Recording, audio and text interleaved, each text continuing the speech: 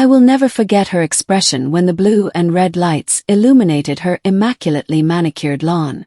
She stood there, folded arms, smug grin pasted on her face as she theatrically pointed toward our gated driveway. She was sure this was her victory after all the harassment. The two officers crept up slowly, and I observed through our security camera monitor as one of them covered his earpiece, listening carefully. His face shifted and he turned to Karen with a new look of doubt. "Ma'am, dispatch is informing us this is an unfounded call," he stated authoritatively. "There is no emergency at that address." Karen's mouth fell open. "That can't be." Heard screams.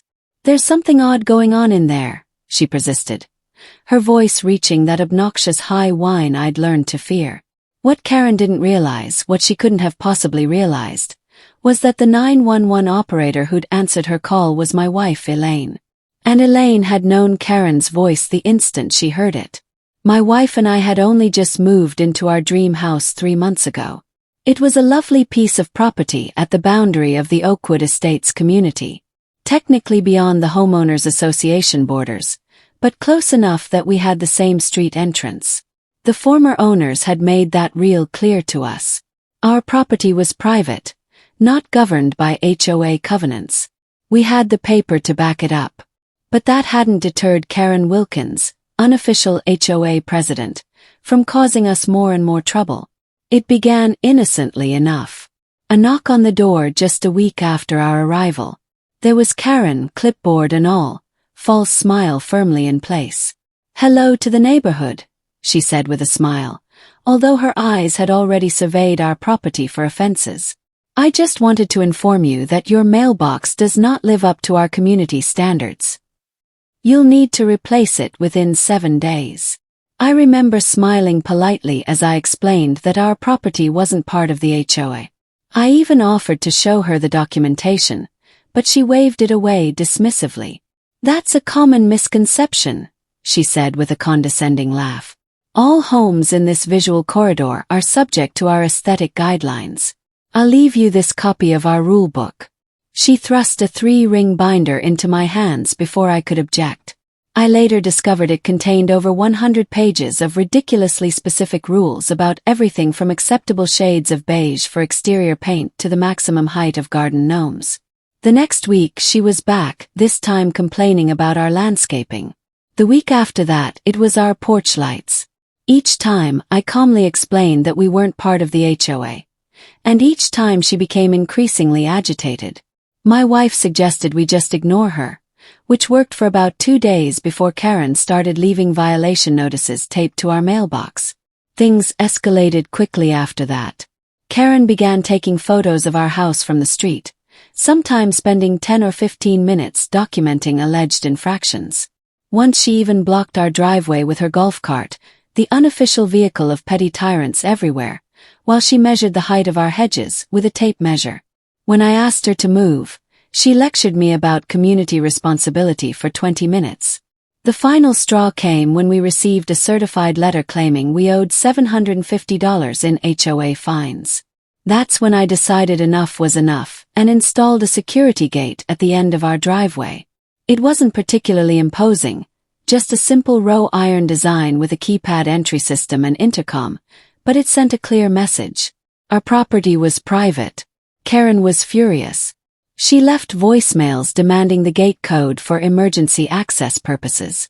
She cited non-existent community codes about right of inspection and threatened legal action. I saved every message, every note, and every piece of documentation of her increasingly erratic behavior. My wife, who works as an emergency dispatcher, suggested we might need a restraining order if things continued. Then came the morning that changed everything. I was working from home when our gate buzzer began ringing repeatedly. On the security camera, I could see Karen standing there, finger jammed against the button, her face a mask of determination. I reluctantly answered the intercom. "You need to open this gate immediately," she demanded without preamble. "I've received a complaint about your property and need to conduct an inspection." "Karen," I said as calmly as possible, "you know we're not part of the HOA. You have no authority to inspect our property. Please stop harassing us." her face contorted with anger. Don't you dare tell me what my authority is. I've been president of this association for 7 years. Open this gate now or there will be consequences. Decide. Karen, I'm working. Please leave our property or I'll have to report you for harassment. You'll regret this, she hissed before storming back to her golf cart. I thought that would be the end of it for the day. I was wrong. About 20 minutes later, the security system alerted me to movement at the gate. When I checked the camera, I saw Karen on her phone gesturing wildly toward our house. I turned up the volume just in time to hear her say, "Yes, I need police immediately." I heard screaming from inside the house, and now they won't open the gate. Think someone might be hurt. The address is 4287 Oakwood Drive. My blood ran cold. She was calling 911 and making a false report. I immediately called my wife at work, but she didn't answer. She was on duty and often couldn't take personal calls. All I could do was wait anxiously as Karen paced in front of our gate, occasionally glaring triumphantly at the camera. What I didn't know then was that my wife, Elaine, had been the one to answer Karen's 911 call. Elaine had recognized Karen's voice immediately from the numerous times the woman had come to our door. More importantly, she recognized our address and knew there was no emergency. Following protocol, Elaine couldn't simply dismiss the call, but she could flag it as potentially false while dispatching officers for a welfare check rather than an emergency response. She also made sure to note in the dispatch that the caller was a known harasser of the residents. Within 10 minutes, a police cruiser pulled up to our gate. Karen immediately rushed over to the officers, pointing dramatically at our house. I decided to meet them at the gate, punching in the code to let myself out while leaving the gate closed behind me. "Officers, I'm the homeowner," I said, holding up my ID. "There's no emergency here. This woman has been pestering us for months since we refused to obey HOA regulations that are not applicable to our property." One of the officers nodded, then touched his earpiece once more. His face changed as he listened to someone on the other end of the line. "Sir, is your wife Elaine Miller?" he inquired. I nodded in bewilderment. "She's on dispatch now and has shed some light on this incident," he added. He turned to Karen, whose complacent look was starting to crumble. "Ma'am, did you call 911 reporting screams and an apparent emergency at this location?" "Yes, and they wouldn't open the gate," Karen protested, her voice rising. "There might be someone injured in there." The officer's expression went stiff. "Ma'am, the dispatcher who accepted your call is this man's wife. She's told us you've been continually harassing this family regarding HOA issues, even though they're outside your district. She also verifies there wasn't an emergency when you called." The color left Karen's face. That's not correct. I did hear something. She's clearly covering for her husband." The second officer moved forward. "Ma'am, all 911 calls are taped. We have your words verbatim. You say you hear screaming, but reports mention that you've made the same complaint about other residents who've stood up to you before." At this point, some of her neighbors had converged on the street to witness the drama.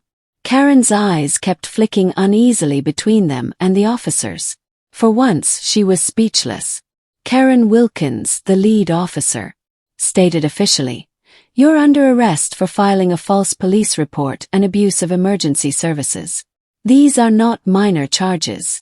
As he read her scribbled lines, Karen's expression made its way through disbelief, anger, and then fear. "This is absurd. I'm the president of our homeowners association. You can't arrest me for taking care of the neighborhood."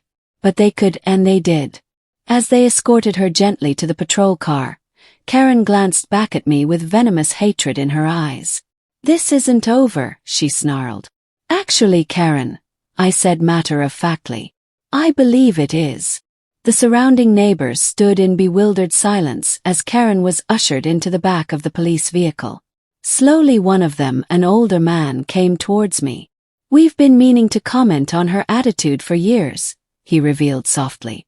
Nobody dared confront her. After giving a statement to the police officers, I went in and finally caught up with Elaine during her break. She confirmed what I'd suspected. She'd recognized Karen's voice and our address straight away when the call came through. "I never thought she'd go that far," Elaine said to me. "But I ensured everything was documented correctly. Her fake report is all on paper." Karen's legal issues were significant. In her hearing 3 weeks subsequent, she was convicted of making a false police report and abuse of emergency services. The judge was especially unsympathetic when our records of her harassment of me for months were used. She was fined $5,000, given a year of probation, and required to do 200 hours of community service. The grand finale was the restraining order that forbade her from approaching 100 feet of our land or contacting us in any manner. The best penalty, though, came from within the HOA organization. There was an emergency meeting, and Karen was voted out of office unanimously. It seemed we weren't the only ones she'd been bullying. When she was thrown out of the meeting, her expression was a map of shock and disbelief. She couldn't process that her tyranny of nitpicking had finally come to an